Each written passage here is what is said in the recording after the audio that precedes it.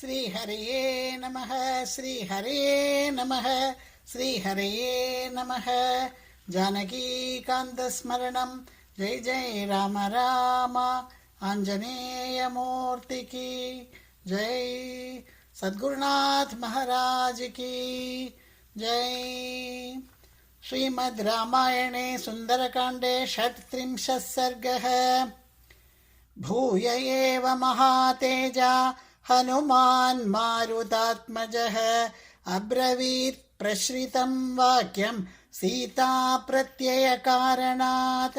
भूय एव महातेजा हनुमान् मारुतात्मजः अब्रवीत् प्रश्रितं वाक्यं सीता प्रत्ययकारणात्। वानरोऽहं महाभागे दूतो रामस्य धीमतः रामनामाङ्गितं चेदं पश्य देवि अङ्गुलीयकम्। प्रत्ययार्थं तवानीतं तेन दत्तं महात्मना समाश्वसिः भद्रं ते क्षीणदुःखफलाह्यसि। गृहीत्वा प्रेक्षमाणा सा भर्तुः करविभूषणं भर्तारमिव सम्प्राप्तं जानकी मुदिता भवते। गृहीत्वा प्रेक्षमाणा सा भर्तुः करविभूषणं भर्तारमिव सम्प्राप्तं जानकी मुदिता भवते। चारु तद्वदनं तस्याः ताम्रशुक्लायते क्षणं बभूव हर्षोदग्रं च राहुमुक्त इवोडुराट्। ततः सा ह्रीमती बाला भर्तृसन्देशहर्षिता परितुष्टा प्रियं कृत्वा प्रशशंस महाकपिं।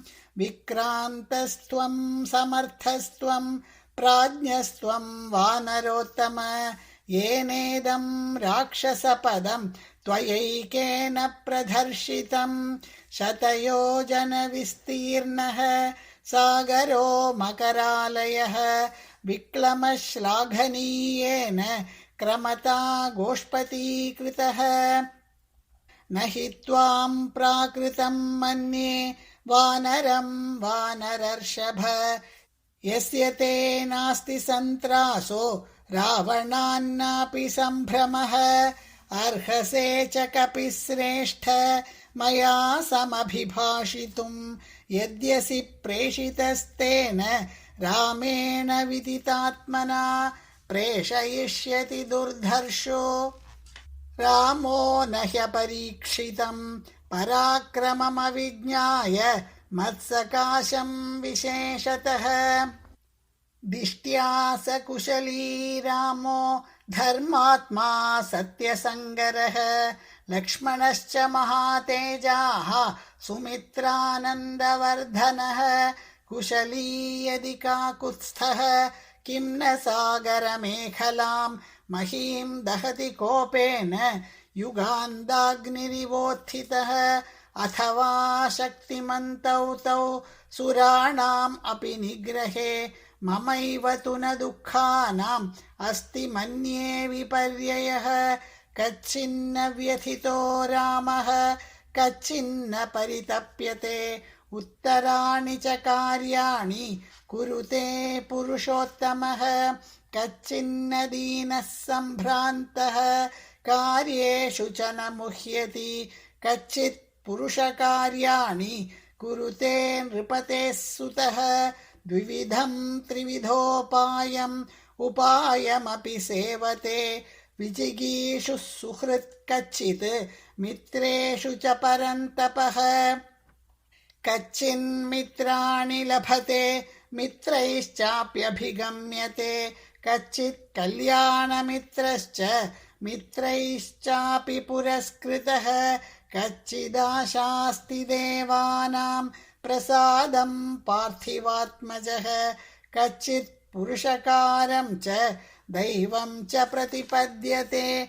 कच्चिन्न विगतस्नेहः विवासान्मयि राघवः कच्चिन्मां व्यसनादस्मात् मोक्षयिष्यति राघवः सुखानाम् उचितो नित्यम् असुखानामनूचितः दुःखमुत्तरमासाद्य कच्चिद् रामो न सीदति कौसल्यायास्तथा कच्चित् सुमित्रायास्तथैव च अभीक्ष्णं श्रूयते कच्चित् कुशलं भरतस्य च मन्निमित्तेन मानार्हः कच्चित् शोकेन राघवः कच्चिन्नान्यमनारामः कच्चिन्मां तारयिष्यति कच्चिदक्षौहिणीं भीमां भरतो भ्रातृवत्सलः ध्वजिनीं मन्त्रिभिर्गुप्तां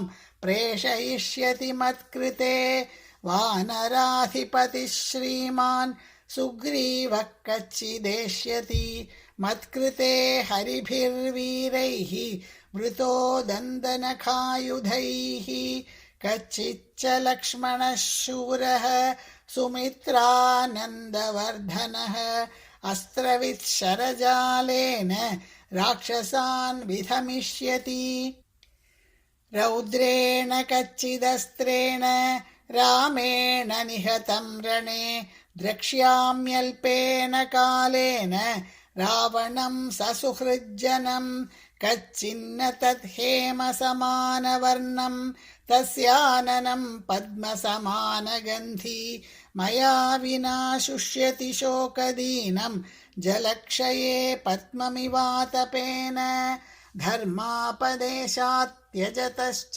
राज्यं मां चाप्यरण्यं नयतः पदातिं नासीद्व्यथा यस्य न भीर्न शोकः कच्चित् स धैर्यं हृदये करोति न चास्य माता न पिता न नान्यः स्नेहाद्विशिष्टोऽस्ति मया समो वा तावत्त्वहं दूतजिजीविषेयं यावत् प्रवृत्तिं शृणुयां प्रियस्य इतीव देवी वचनं महार्थं तं वानरेन्द्रं मधुरार्थमुक्त्वा श्रोतुं पुनस्तस्य वचोभिरामं रामार्थयुक्तं विरराम रामा सीताया वचनं श्रुत्वा मारुतिर्भीमविक्रमः शिरस्यञ्जलिमाधाय वाक्यमुत्तरमब्रवीत् न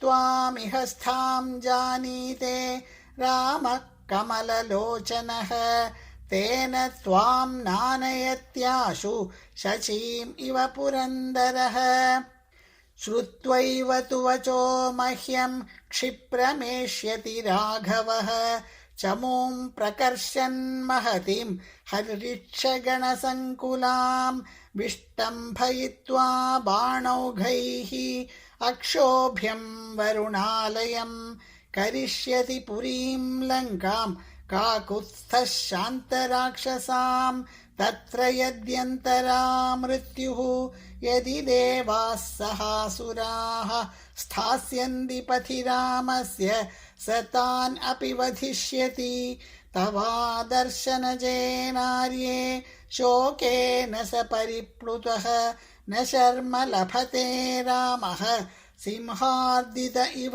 द्विपः मलयेन च विन्ध्येन मेरुणा मन्दरेण च दर्दुरेण च ते देवी शपे मूलफलेन च यथा सुनयनं वल्गु बिम्बोष्ठं चारुकुण्डलं मुखं द्रक्ष्यसि रामस्य पूर्णचन्द्रमिवोदितं क्षिप्रं द्रक्ष्यसि वैदेही रामं प्रस्रवणे गिरौ शतक्रतुमिवासीनं नाकपृष्ठस्य मूर्धनि न मांसं राघवो भुङ्क्ते न चापि मधुसेवते वन्यं सुविहितं नित्यं भक्तमश्नाति पञ्चमं नैव दंशान्नमशकान् न कीडान्न सरीसृपान् राघवोपनयेत् गात्रात् त्वद्गतेनान्तरात्मना नित्यं ध्यानपरो रामो नित्यं शोकपरायणः नान्यच्चिन्तयते किञ्चित् स तु कामवशं गतः अनिद्रः सततं रामः सुप्तोऽपि च नरोत्तमः सीतेति मधुरां वाणीं व्याहरन् प्रतिबुध्यते दृष्ट्वा फलं वा पुष्पं वा यद्वान्यत् सुमनोहरं बहुशो हा प्रियेत्येवं श्वसंस्त्वाम् अभिभाषते स देवि नित्यं परितप्यमानः त्वामेव सीतेत्यभिभाषमाणः धृतव्रतो राजसुतो महात्मा तवैव लाभाय कृतप्रयत्नः सा रामसङ्कीर्तनवीतशोका रामस्य शोकेन समानशोका शरन्मुखे साम्बुदशेषचन्द्रा निषेव वैदेहसुता बभूव सा रामसङ्कीर्तनवीतशोका रामस्य शोकेन समानशोका शरन्मुखे साम्बुदशेषचन्द्रा निषेव वैदेहसुता बभूव इति श्रीमद् रामायणे सुन्दरकाण्डे 36 सर्गः। श्रीहरये नमः। श्रीहरये नमः। श्रीहरये नमः।